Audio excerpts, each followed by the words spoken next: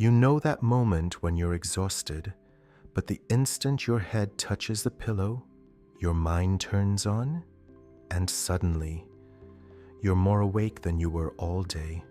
Suddenly, you're replaying conversations from years ago, analyzing things that no longer matter, preparing for situations that haven't even happened yet. And the harder you try to stop thinking, the louder it gets. It feels like your brain is working against you, like something is wrong.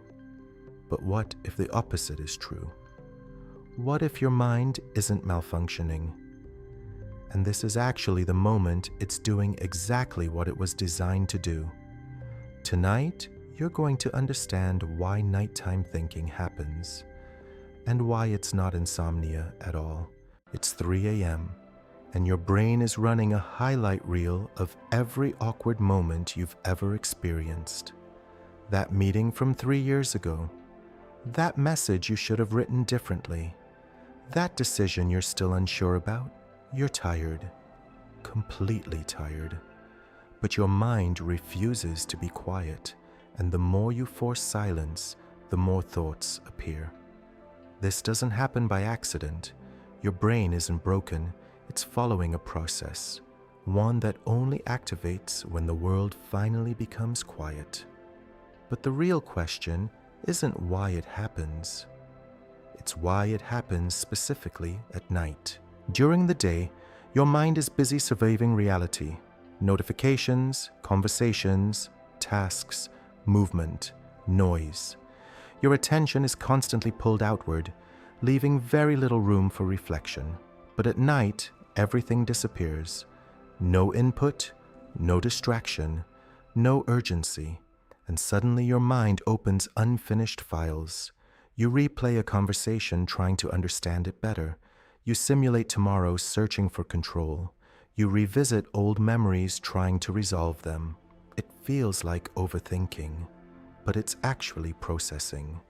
Your brain has been collecting unresolved experiences all day, and nighttime is the first safe moment to examine them. And once you see it this way, the silence of night stops being empty. It becomes active. Your brain operates in two modes. The first is the task-positive network, active when you interact with the world. The second is the default mode network, activated when nothing demands your attention. This network is responsible for meaning. It processes social interactions, organizes memories, predicts the future, and regulates emotions. During the day, the outside world suppresses it. At night, it takes control. During the day, you control your attention.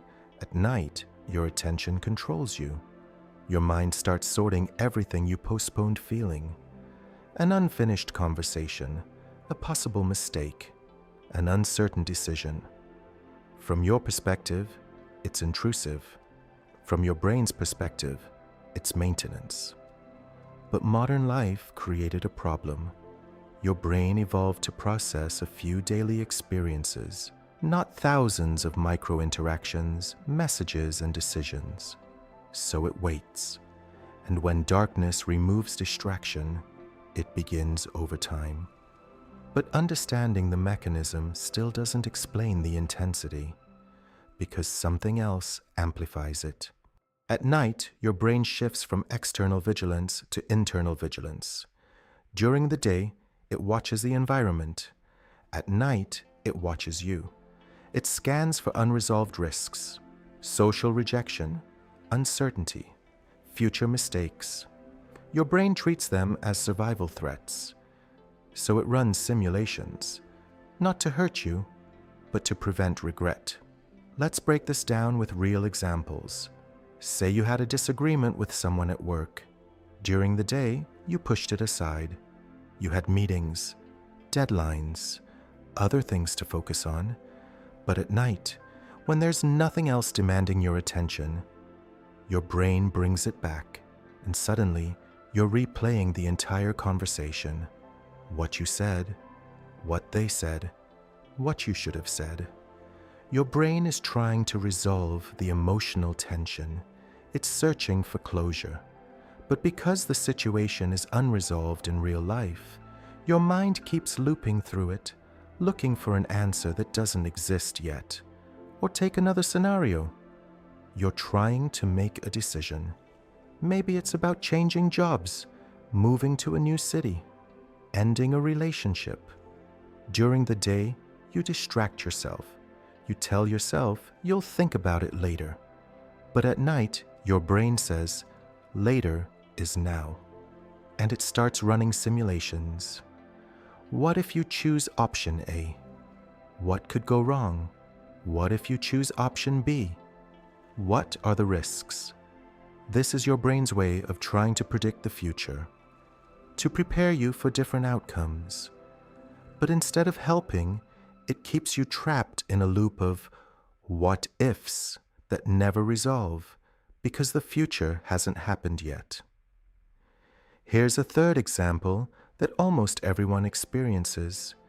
You remember something embarrassing from years ago, something you said at a party, a mistake you made in front of others. During the day, this memory stays buried, but at night, it surfaces. And suddenly, you're cringing all over again. Why? Because your brain is wired to prioritize social threats. In evolutionary terms, being rejected by your tribe could mean death. So your brain flags social mistakes as high priority. And when you're lying in the dark with nothing else to think about, these memories come flooding back. Not because you're broken, but because your brain is doing what it thinks will keep you safe. What all these examples have in common is something called cognitive closure. Your brain craves resolution. It wants to file things away neatly. But modern life doesn't work that way. Most problems don't have clean endings. Most decisions don't have obvious right answers. Most social interactions leave some degree of ambiguity. And your brain? It hates ambiguity. And when you try to close those files, a paradox appears. To avoid thinking, your brain must monitor the thought, which brings it back again. This is why telling yourself to relax makes it worse. You're not failing to sleep. You're witnessing your brain trying to protect tomorrow. But protection without closure becomes a loop. And loops demand resolution. So the solution isn't stopping thoughts. It's giving them a place to land.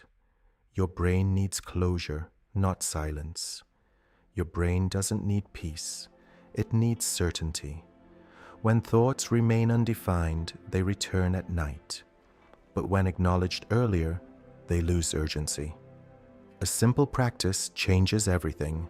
Before evening, externalize unfinished thinking. Write decisions you're postponing. Name worries specifically. Define the next action, even a small one. You're signaling to your mind, this has been handled. This isn't journaling in the traditional sense. You're not reflecting deeply or analyzing your feelings. You're simply creating an external storage system for your thoughts. Research in cognitive psychology shows that when people externalize their worries, their brains stop treating them as urgent. It's called the Zeigarnik effect. Your mind keeps circling back to unfinished tasks because it's afraid you'll forget them. Think of it this way. Writing them down is like closing a browser tab that's using too much RAM. Once you write them down, your brain relaxes. It knows the information is stored somewhere safe. Another practical strategy involves understanding the difference between productive thinking and rumination. Productive thinking moves toward a solution. Rumination just replays the same thoughts without progress. If you catch yourself thinking in circles at night, ask yourself one simple question. Is there anything I can do about this right now? If the answer is no, your brain needs to hear that clearly. You can even say it out loud. I can't solve this at 2 a.m. I'll deal with it tomorrow. This creates a psychological boundary. It tells your brain that nighttime is not problem-solving time. But what about the thoughts that won't go away even after you acknowledge them? This is where you need to shift your relationship with thinking itself. Most people treat thoughts as facts. If you think something, it must be important. It must be true. But cognitive science tells us otherwise. Thoughts are just mental events. They come and go. Some are useful, some aren't. When you notice yourself spiraling, instead of engaging with the content of the thought, simply observe it. I'm having the thought that I said something stupid. Not, I said something stupid. This small shift creates distance. It reminds you that thoughts are temporary. They don't define reality. Here's another layer most people miss. Your nighttime thinking patterns are often amplified by emotional exhaustion. When you're tired, your prefrontal cortex, the part of your brain responsible for rational thinking, shuts down. Meanwhile, your amygdala, the emotional center, becomes more active. This is why everything feels more intense at night. Small problems feel catastrophic. Minor regrets feel devastating. Knowing this doesn't make the feelings disappear, but it does give you perspective. You can remind yourself, this feels overwhelming because I'm tired. Tomorrow, when my brain is rested, this won't feel as big. Then, nighttime stops being a problem-solving session and becomes a recovery period. And when a thought still appears, treat it differently. Not as a command, not as truth, just as activity. A mind processing, not warning. And that shift changes the entire experience. Your brain at night isn't your enemy. It's the part of you that finally gets attention. The world stops talking. So your mind starts, not to disturb you, but to finish what never had space during the day.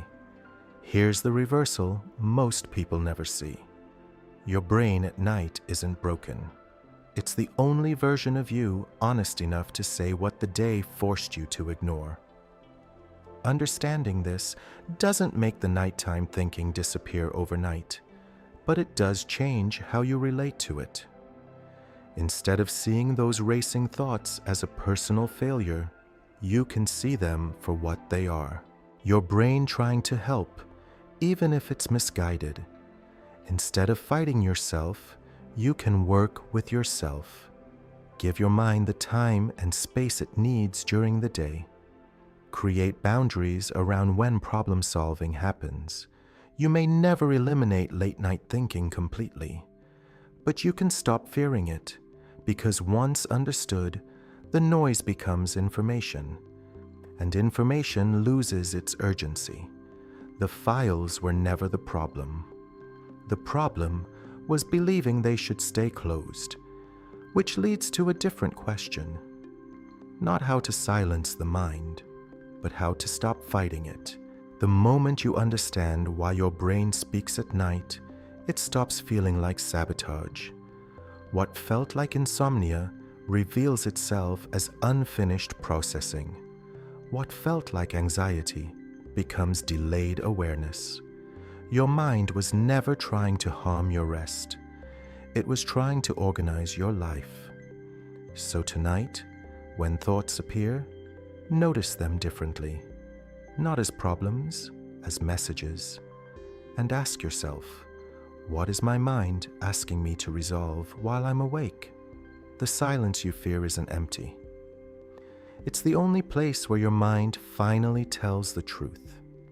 If this changed how you see those sleepless nights, tell me in the comments. I'd love to know what resonated with you.